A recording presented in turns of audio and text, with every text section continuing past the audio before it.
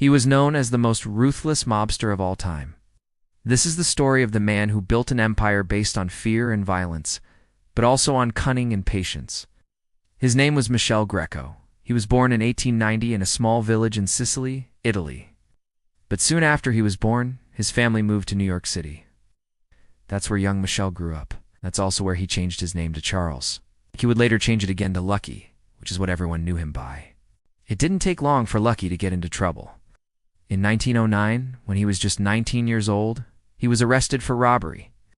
A year later, he was arrested for burglary. But soon, he got involved with the Mafia, and that's when his criminal career really began. When Lucky was in his early 20s, he joined a gang of bootleggers, people who made and sold illegal alcohol. At the time, alcohol was prohibited in America, so these bootleggers made a lot of money. Lucky was good at this job, so he quickly worked his way up in the gang and became one of the top earners. But eventually the police caught on to him and his crew. They were raided and arrested, so Lucky had to flee. He escaped to Cuba. There he lived a lavish lifestyle. He bought expensive cigars and liquor, things that were illegal back home but were easy to buy in Cuba. He hung out in fancy bars and nightclubs and spent a lot of time playing cards. But after a few years, Lucky got bored of Cuba. He wanted more money and more excitement. So in the early 1920s, he returned to New York. At this point, Lucky was no longer a small-time bootlegger. He was now a major player in the Mafia. Over the next decade, he led various gangs and crews and made a fortune. In the meantime, there was a war going on between rival Italian gangs. It was violent and bloody, and Lucky got caught in the middle. In 1929, his brother was killed during a gang war. Then a few months later, Lucky himself was shot 6 times by rival gangsters. Luckily, he survived, but he was seriously injured. So he decided to leave New York and start a new life in Cuba. For a while, everything went well. Lucky enjoyed the sunshine and the warm weather and the beautiful women. But eventually the violence from New York found him in Cuba. In 1931, Lucky was shot in the leg.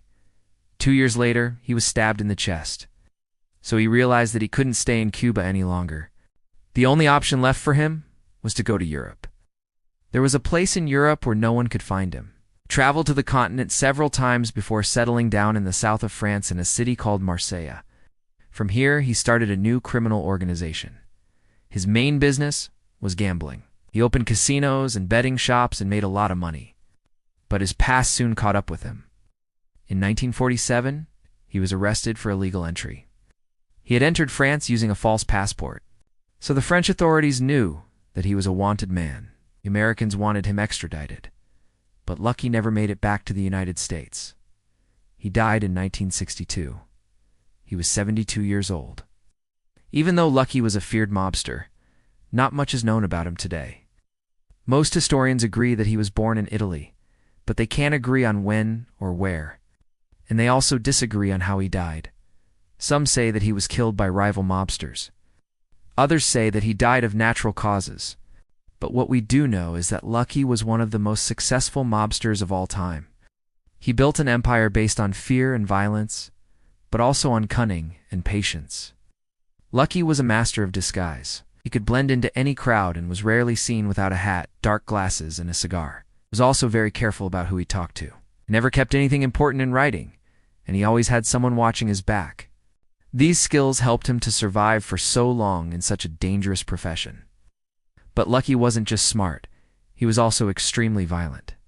He was the head of the Mafia Commission, which was the ruling body of the American Mafia, and he used his position to great advantage. He led the other mobsters in the most profitable rackets and made sure that they paid their share. If anyone tried to cross him, they usually ended up dead. One of Lucky's most famous victims was Albert Anastasia. Anastasia was the boss of the Murder Incorporated, which was a group of hitmen. He made the mistake of trying to steal from Lucky and was killed as a result. Another one of Lucky's victims was Joseph Barbera.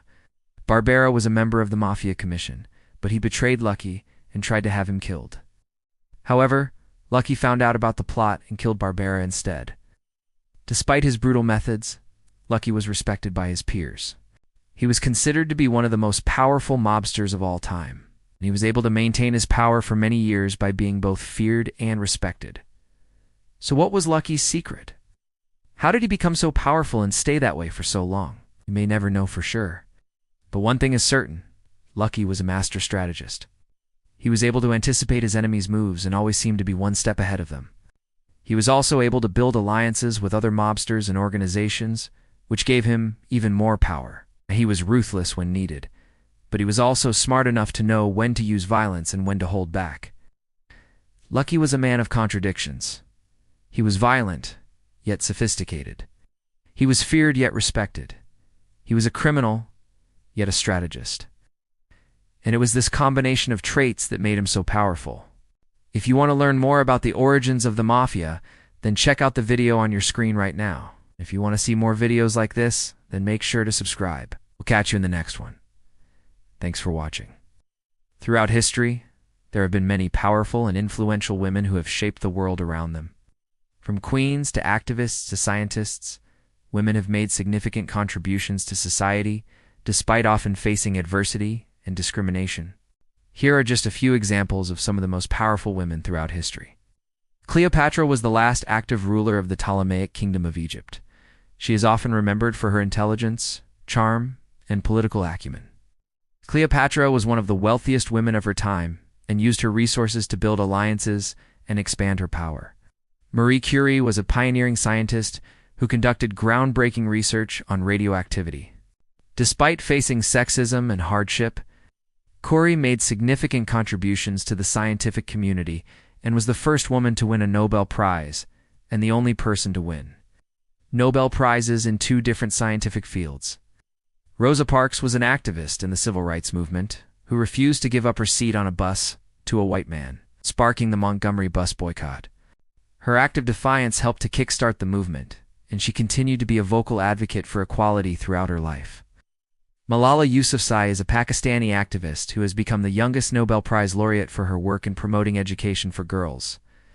Despite facing threats and violence from extremists, Malala has continued to speak out for the rights of girls to education. These are just a few examples of the many powerful women throughout history who have made significant contributions to society. Their stories serve as an inspiration to women and girls around the world and remind us of the importance of diversity and inclusion in our communities.